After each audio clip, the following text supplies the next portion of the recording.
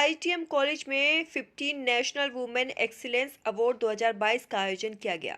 इसमें उपस्थित गोरखपुर के ब्लॉक प्रमुख और बंगाल के राज्यसभा सांसद पहुंचे और शांति सेवा संस्थान के संस्थापक दिल्ली से मनीष खुराना। इस प्रोग्राम को व्यवस्थापक विजय तिवारी जी ने किया तो वही यहाँ के आईटीएम के बच्चों का सहयोग मिला। गोरखपुर की धरती बाबा गोरखनाथ की धरती से यह प्रोग्राम सफलतापूर्वक हासिल किया गया। तो वहीं शांति सेवा संस्थान के संस्थापक ने एक जोरदार भाषण दिया, जिसके बाद मनीष कुमार खुराना का भाषण सुनकर सभी लोग भावुक हो गए और उनसे मिलने लगे। प्यार और स्नेह। मैं केवल 4 क्लास पढ़ा हुआ हूँ, क्योंकि पुराने ज़माने में बहुत गरीबी थी।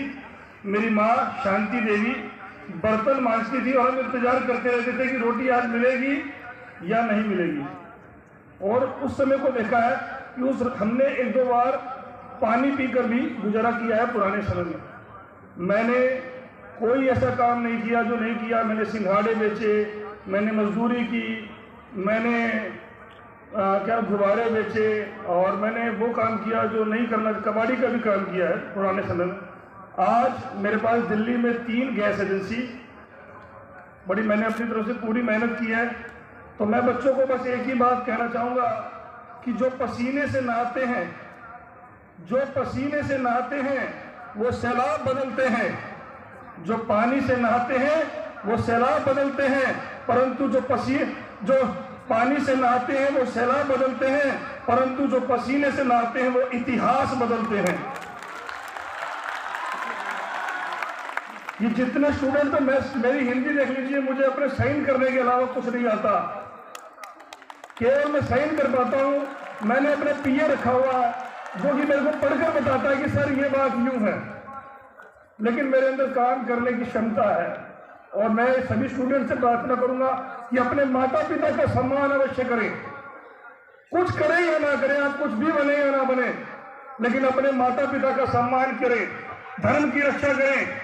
लक्ष्मण जैसे योद्धा चले गए, लक्ष्मण जैसे योद्धा चले गए, रावण जैसे अभिमानी, दुर्योधन जैसे कपटी चले गए, हरिश्चंद्र जैसे दानी।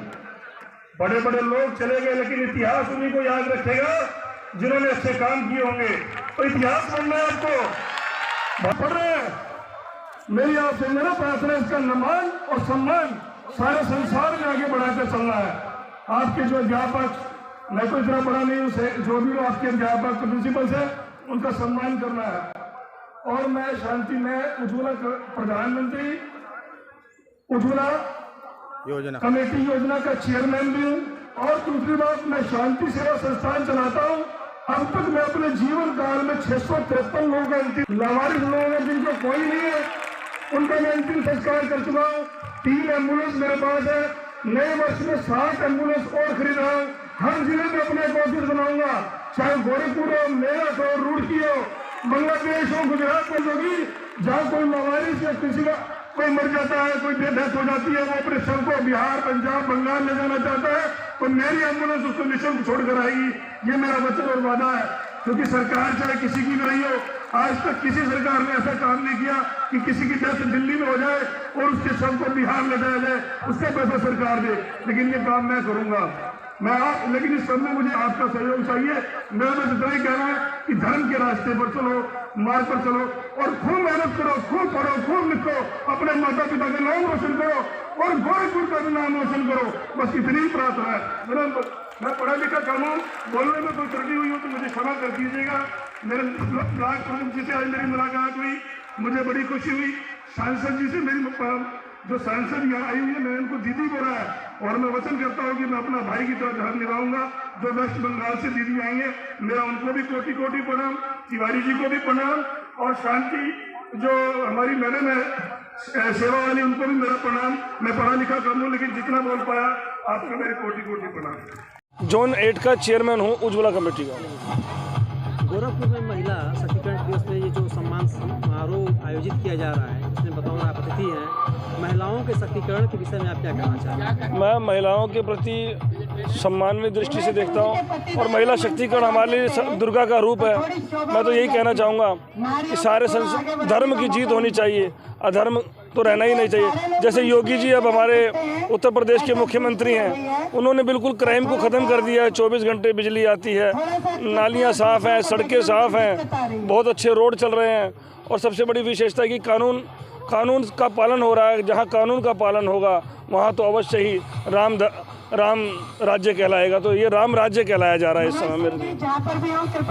गोरखपुर वासियों को क्या संदेश देना चाहिए? गोरखपुर वासियों को यही संदेश देना चाहूँगा कि धर्म के रास्ते पर चलें। और मैं शांति सेवा संस्थान अगले वर्ष, नए वर्ष में गोरखपुर को एक एम्बुलेंस और एक ऑफिस बनाने जा रहे हैं, जिसमें कि किसी भी लावारिस आदमी की यदि मृत्यु हो जाती है तो उसका अंतिम संस्कार फ्री ऑफ कॉस्ट किया जाएगा। और यदि किसी भी तरह की उसको हमारे किसी मदद की जरूरत होगी तो हम तत्पर तैयार रहेंगे। और सबसे पहले तो मैं आपका धन्यवाद कर रहा हूँ कि जो आपने हमें इस लायक समझा और हमारे गीडा में और हमारे मुख्यमंत्री जी के शहर है और गीडा ITM में यहाँ के बच्चे बहुत अच्छे हैं। यहाँ के बच्चे अपने पढ़ाई लिखाई के जोड़ पर देश में नहीं विदेशों में पहुँच रहे हैं। और गीडा में हमारे जो वकील साहब हैं, इनको हम लोग वकील साहब बोलते, जो मालिक हैं, इनकम टैक्स के बहुत बड़े वकील हैं। ये यहाँ की स्वच्छता, सफाई, कैंटीन की व्यवस्था, पढ़ाई की व्यवस्था, बच्चों का ध्यान बहुत अच्छी तरह से रखते हैं, इसलिए बच्चे यहाँ जुड़े रहते हैं। और ITM में साफ़ सुथरा काम होता है, यहाँ के बच्चों के साथ कोई अभद्र व्यवहार नहीं होता है। और हमारे मुख्यमंत्री जी का शहर है, हमारे मुख्यमंत्री जी यहाँ पर जीरो टॉलरेंस पे काम कर रहे हैं, गुंडागर्दी ख़त्म कर दी है। आज हमारी बहनें बेटी अगर अकेले स्कूटी से कहीं आ जा रही हैं तो कोई छेड़खानी नहीं हो रही है। इसके लिए हमारे मुख्यमंत्री जी हमेशा पुलिस वालों को टाइट करके रखते हैं कि हमारी बहनें और बेटियाँ सुरक्षित रहेंगी, हम लोग सुरक्षित रहेंगे।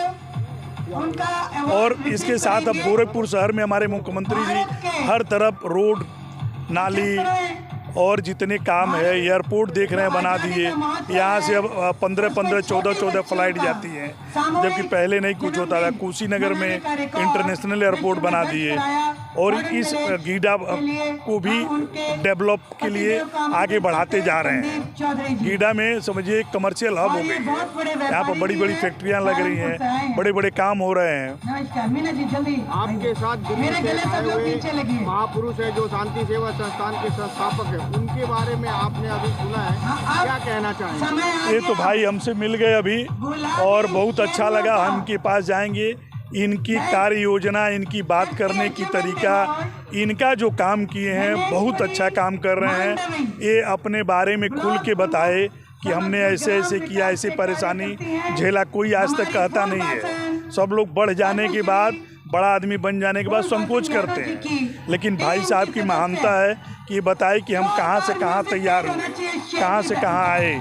ये इनसे मिल के बहुत अच्छा लगा।